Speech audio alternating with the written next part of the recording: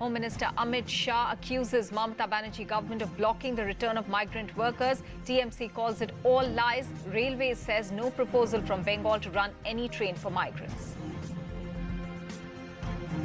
Increased vigil in worst-hit Maharashtra and Gujarat. Mumbai's new civic body chief to visit Dharavi. The dean of Sion Hospital shunted out. A team of top doctors from the centre visit Ahmedabad. The number of COVID cases rises to nearly 60,000 in India. 3,320 new cases, 95 deaths in 24 hours. Maximum spike in Maharashtra, Gujarat, Delhi and Tamil Nadu. And even as India carries out its biggest repatriation exercise, 2 Gulf returnees test positive after landing in Kerala.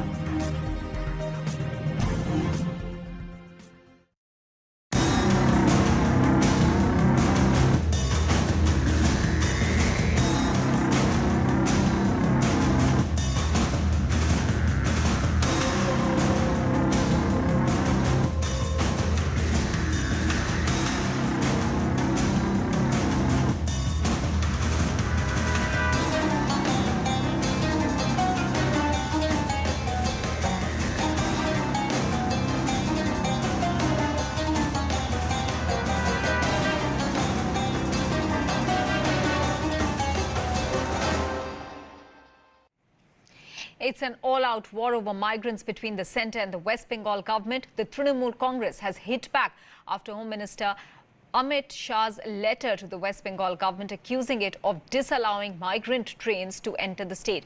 Even the Railways has hit out at the Mamata Banerjee government, saying that no proposal was made by the state government. The West Bengal government has though countered Shah's claim, saying that 80,000 migrant workers had already returned to West Bengal. He added that Bengal has a 7-stage program prepared to bring back migrant labour. How many times did you consult the state governments before you announced the lockdown? Did you consult once? Parliament, though, you forgot about. But did you consult the chief ministers once? No. 2 trains have already come in. Already one from Rajasthan, one from Kerala. Thousands of people have come in. Total number who've come in is 80,000. They've also come by bus. ये ममता जी का यही hypocrisy है, द्विचारिता है कि एक तरफ से वो केंद्र का बदनाम करते हैं, झूठे अफवाहें फैलाते हैं, झूठ बोलते हैं, अलग अलग टाइप के कंप्लेंट्स करते हैं, लेकिन जहां तक काम करने की बात आती है वहां पे सबसे खराब है। जो अमित शाह जी ने जो लेटर लिखा है उसमें उन्होंने स्पष्ट रूप से बोला है कि बंगाल की तरफ से एप्लीकेशन ही नहीं हो रहा है कि आप ट्रेन को माइग्रेंट लेबर्स को बंगाल में लेके आए और बंगाल में जो बाहर के राज्य के जो माइग्रेंट वर्कर्स फंसे हुए हैं उनको उनके राज्य में भेजने का प्रावधान करें। ममता बनर्जी ने 8 ट्रेन जो है उसकी मंजूरी दी है। The Chief Secretary of Bengal had indeed written letters to the respective state governments for arrangement of trains to get those workers and patients and stranded tourists who are all stuck outside of the state to get them back to Bengal as soon as possible. It seems at this point in time there is some kind of a communication mismatch from both ends, I believe, whether or not those requisitions have reached the respective railways authorities at the respective divisions are yet to be confirmed. It seems now that despite the fact that 3 trains were supposed to leave from some of the southern states today are not leaving at this point in time. That is the latest that I can give you at right now, and it seems that those trains could be running in a couple of days time, probably tomorrow or day after. But the political war over this over the issue of migrant workers is, as you rightly pointed out, is now a bare knuckle fight with both sides.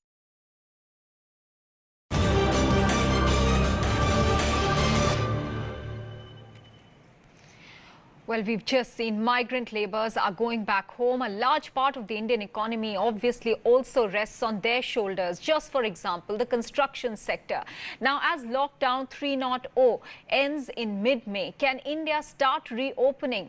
Despite the numbers only going up and despite Dr. Guleria, the AIIMS director, saying that India will peak only between June and July.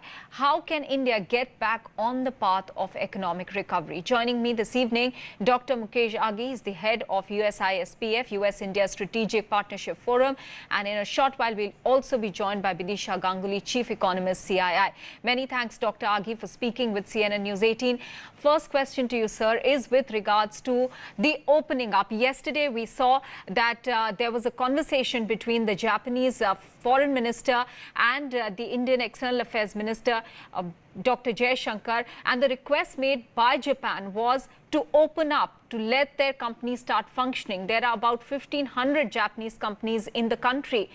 How does India begin to open up with precautions, looking at the fact that the numbers are only going up at the moment? Well, thank you. One thing I have to compliment the leadership in India. They've done a stellar job on the lockdown, and I think they've been able to prevent mass escalation of infectious COVID-19. I think the process of opening the economy requires a very careful process from the perspective of making sure that you're able to open companies and factories and offices which do not have COVID pandemic numbers itself. More important is you have to understand 60% of India's economy is consumption based. So while you're opening the economy, you also have to start thinking, how are you going to revive the consumption? Because you can open factories and there's no demand, then you will run into another issue itself. So I think the key aspect, while you slowly start opening up selective, necessary factories, offices, and services, it is also important to make sure that the money flows into the economy and people are able to take up the consumption of the goods and services itself. You've made a very pertinent point there, sir, with regards to consumption. Maruti Suzuki reported 0 sales in April. That is the kind of scenario that is there before us. So will it be a big challenge ahead, considering that there have been job losses as well?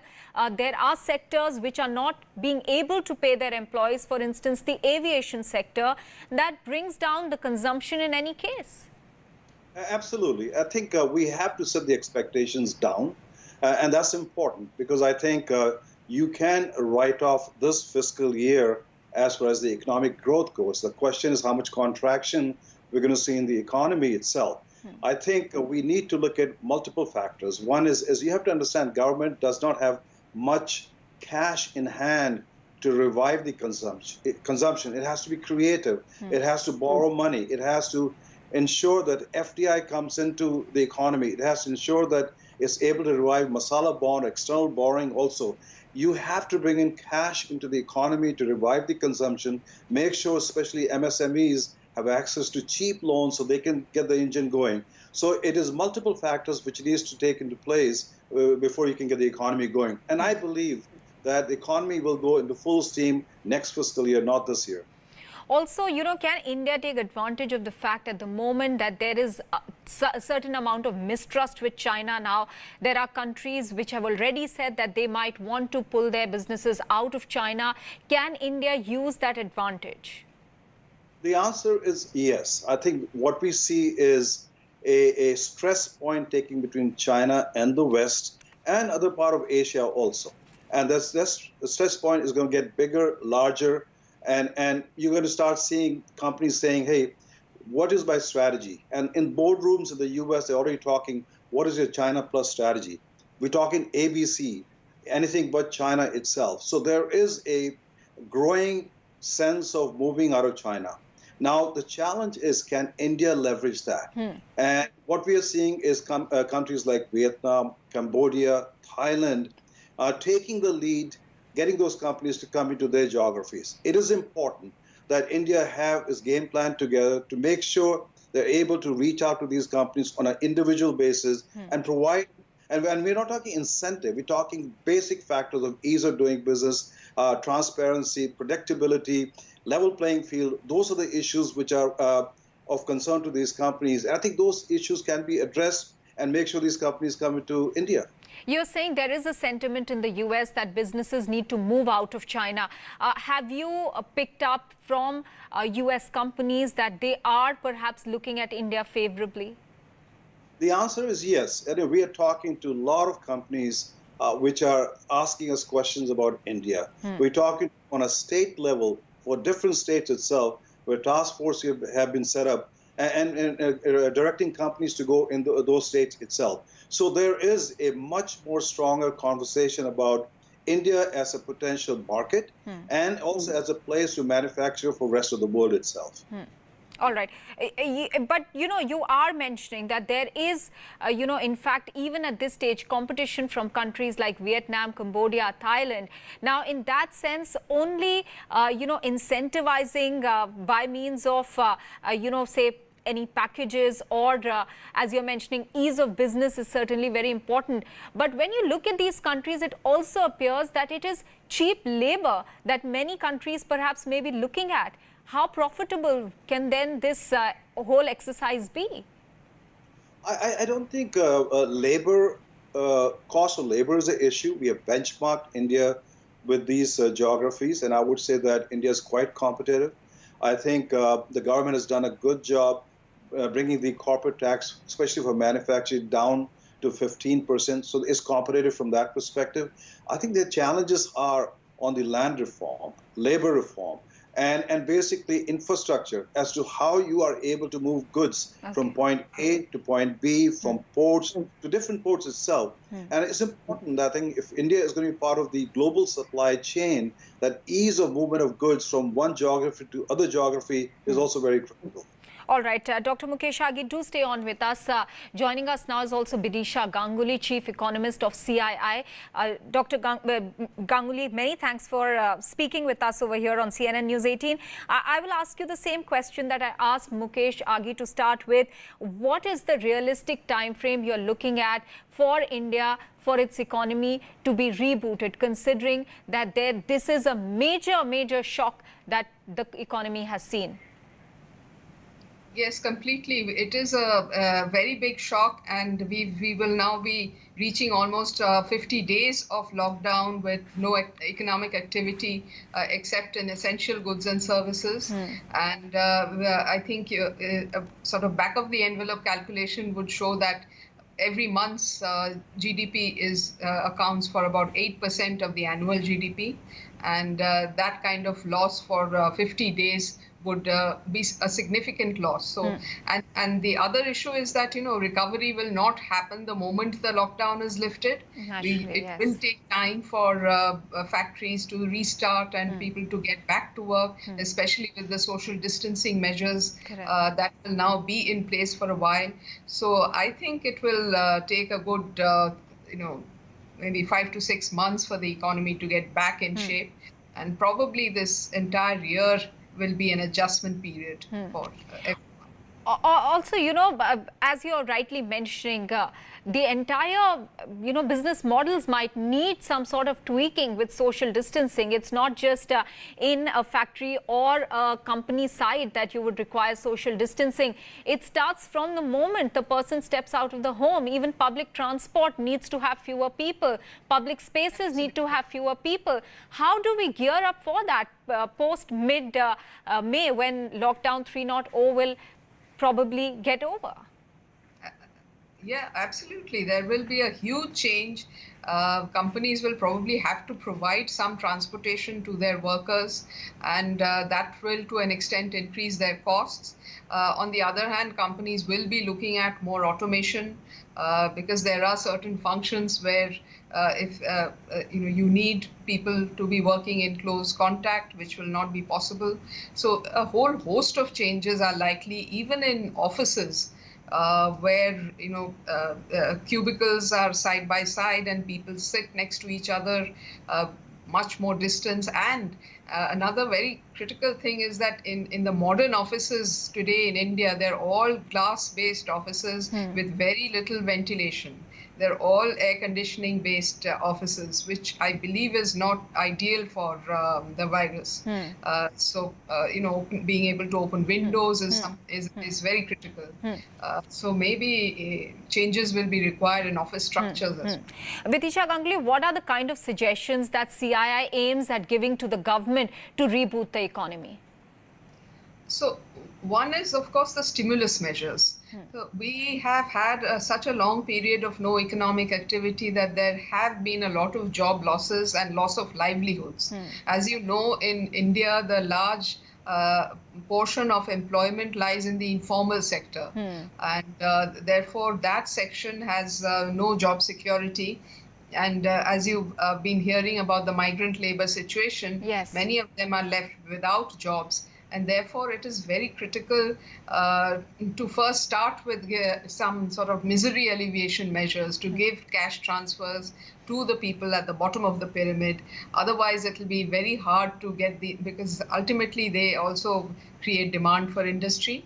And therefore, we need these people to be back in the workforce. And with a good, we think the budget, Finance Minister should allocate about 2 lakh crores for this entire cash transfer, in addition to the amount that has already been done. This is very important for rebooting the economy. Then, of course, attending to the needs of businesses. MSMEs are in great need of cash. Not just MSMEs, I would say all companies are now feeling that it's difficult to go on paying wages when there is no income. So we have recommended that companies should be able to take very concessional loans for paying 3 months' wages. And these loans should have a government guarantee. So in case somebody is not able to pay back, they should be compensated. Right. And then there should be also a public works program that the government should start, which will start investing in roads, railways, and a substantial allocation should be made for them. There are several other recommendations. I'm not going through all of them. Right, absolutely.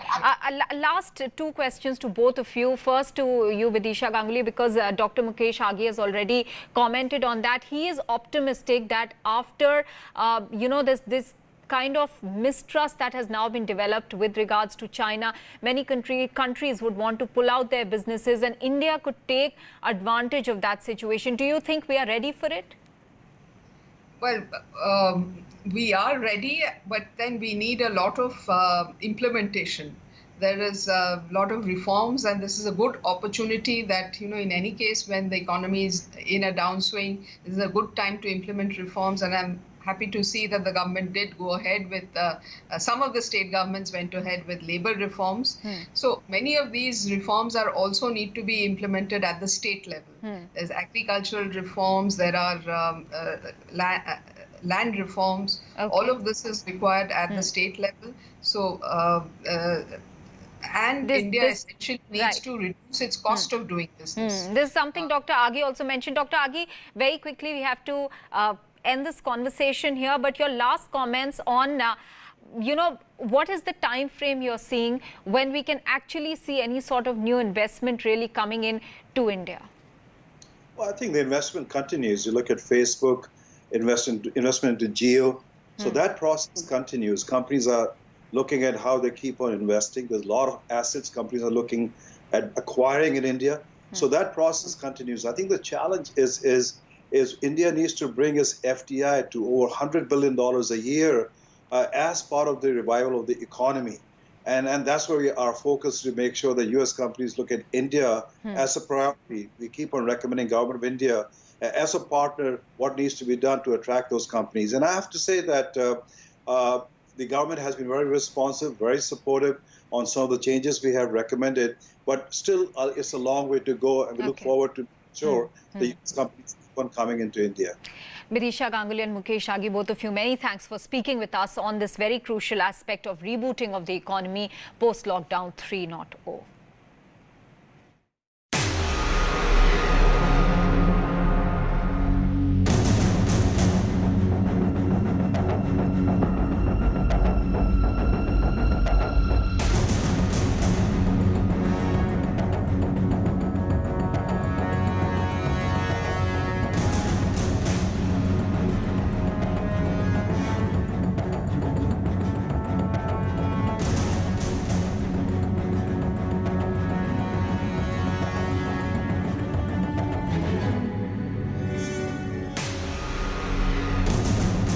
12,000 in Mumbai alone.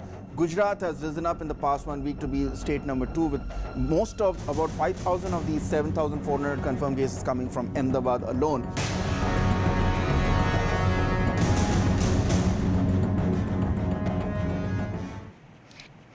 The novel coronavirus crisis continues. The total number of cases in India has now crossed the 59,000 mark, just a little short of 60,000. The death toll has now climbed to 1,981. Over 3,000 new cases and 95 deaths have been reported in the last 24 hours alone. The number of infections is growing rapidly as the doubling rate has worsened to 11 days now. Mumbai and Delhi continue to remain the points of concern, both of which have witnessed a big spike in cases. Maharashtra is now nearing the 20,000 mark with over 12,000 cases in Mumbai alone. We have something like 59,662 cases in the whole country, and we had till now 1,981 unfortunate deaths. 17,847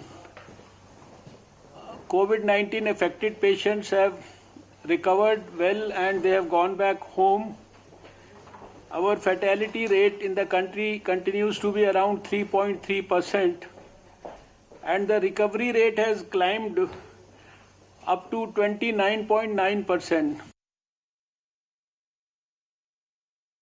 corona बंदी को लेकर lockdown का तिथि 17 मई तक है, लेकिन जो छूट दिया गया है कुछ दुकानों को खोलने के लिए, उसका असर, बुरा असर देखने को मिल रहा है जमुई के बाजारों में। अभी हम खड़े हैं जमुई शहर के महाराजगंज में और देख सकते हैं कि स्थिति क्या है। कई दुकानें ऐसी हैं जो जिनको नहीं खुलना चाहिए था वो खुल चुकी हैं। दूसरी तरफ हम दिखाना चाहेंगे कि कुछ दुकानें हैं जो इलेक्ट्रिकल्स और इलेक्ट्रॉनिक्स की दुकानें हैं, और देखिए किस तरह से शटर गिराए जा रहे हैं। हैरानी की बात है कि जिला प्रशासन ने समय तय कर रखा है कि 12 बजे से 4 बजे तक दिन में आपको दुकान खोलना है, लेकिन सुबह से 6 बजे से ही दुकानें खुल जा रही हैं और ना सोशल डिस्टेंसिंग का पालन हो रहा है और ना किसी नियम कानून का। हैरानी की बात है, अब लोग मास्क पहनना भी पसंद नहीं कर रहे। कहीं कुछ इंतजाम नहीं देख रहा, प्रशासन के लोग भी नहीं यहाँ दिख रहे हैं कि ये नियम जो बनाए गए हैं उसका अमल कैसे कराया जाए। Now, even as India continues to rescue stranded Indians as part of mission Vande Bharat, some grim news coming in from Kerala. 2 Indian nationals who recently returned from Dubai and Abu Dhabi have tested positive for COVID-19. The infected patients are currently undergoing specialized treatment in Kerala's Kozhikode and Kochi. Passengers who travelled with the infected patients are already under institutional quarantine in both these places. In the wake of the scare, the Kerala government has amped up screenings at airports as 3 more flights are scheduled to land in Kochi from Muscat, Kuwait and Doha respectively. 7-ാം തീയതി ദുബായിൽ നിന്ന് കോഴിക്കോട്ടെത്തിയ വിമാനത്തിലും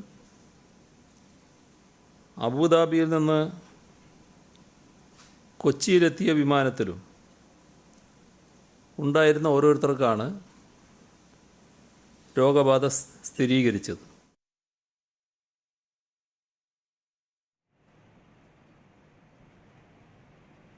My colleague Neetu Regu Kumar brings us this report from inside a quarantine facility in Thiruvananthapuram. We are at a government quarantine facility in Thiruvananthapuram. Now, this is one of the rooms that will be provided for those people who are coming into the state through the special flights, as well as those coming in from red zones of other states. Here we can see the facilities that have been provided for them. A towel, a lungi and a night dress for a lady has already been kept ready. Towels. This is a bed that will be given to them. Now, the room is pretty spacious. This is the hostel of the IMG center here. On this side, we can see that there is also a very good balcony. This is the view that we can see from this balcony, the view of Thiruvananthapuram. Very windy, quite beautiful view is what somebody staying in this room can see over here. At present, the district administration says that they are expecting about 200 to 300 people in a day to come into this state. At the peak time, they are expecting about 700. At present, there are 5,000 rooms that are ready in government facilities like this, and people don't have to pay for this. Now, a day after BMC Commissioner Parveen Pardesi was shunted out of Mumbai's new civic commissioner is out on the field already. The new commissioner Iqbal Singh Chahal has visited Dharavi today. The government has also replaced Mumbai's additional municipal commissioner Abbas Saab Jarhad with former Thane municipal commissioner Sanjeev Jaiswal. The dean of Sion Hospital, where patients had been kept with dead bodies, has also been shunted out. And it's not just Maharashtra, but even Gujarat that remains a problem state. Now, a team of top AIIMS doctors, including AIIMS director Randeep Guleria, are in Gujarat to study the situation in the state, which has seen a massive spike in COVID-19 cases. In the last 24 hours, 390 new coronavirus cases have come forward, with 24 deaths being reported. 269 cases and 22 deaths have been reported in Ahmedabad alone. The latest figure takes the total number of cases in Ahmedabad to 5,260, with the death toll hitting 343. The total number of cases in Gujarat is 7,403, with the death toll now at 449. जिन लोगों की उम्र ज़्यादा है, जिनको comorbidities हैं, hypertension है, diabetes है, heart की प्रॉब्लम है, या जिनकी इम्यूनिटी कम है, उनमें ज़्यादा सीवियर इन्फेक्शन होने के चांसेस हैं। तो ये बात भी बहुत ज़रूरी है कि इन लोगों को प्रोटेक्ट करके रखना है। तो ये जो डिजीज़ है, इसकी जो अगर हमें इसको जीतना है, it has to be at a community level rather than at a hospital level. I would just like to compliment all the healthcare workers because they are doing an excellent job. This lockdown cannot be an indefinite strategy. So the strategy subsequently has to be developed, which looks at containment, but with gradual lifting of the lockdown. Well, that's it then for the moment. We'll be back in a bit with more. You can also log on to our website, News18.